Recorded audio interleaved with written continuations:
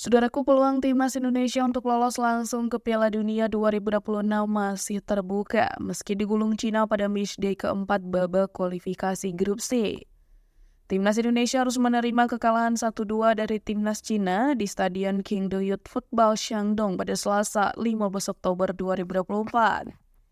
Indonesia yang mendominasi permainan justru kecolongan 2 gol di babak pertama oleh Behram Abduweli di menit ke-21 dan Jang Yuning di menit ke-44.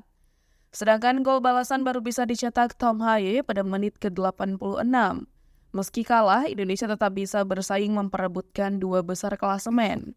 Perlu diketahui, dua tim teratas dipastikan langsung lolos ke Piala Dunia 2026.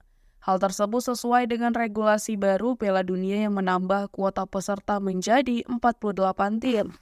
Dengan begitu, benua Asia berhak mendapatkan kuota 8,5 peserta untuk tampil di Piala Dunia 2026.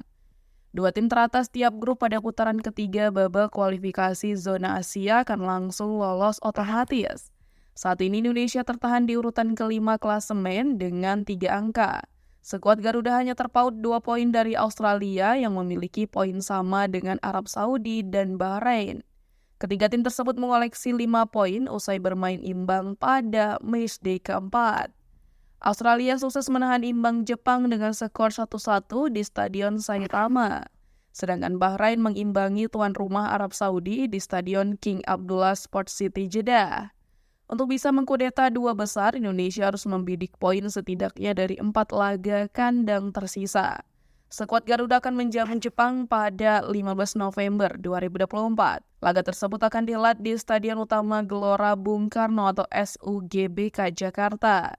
4 hari berselang, Indonesia menjamu Arab Saudi di venue yang sama. Lalu, dua partai kandang berikutnya melawan Bahrain pada 25 Maret dan Cina pada 5 Juni 2025.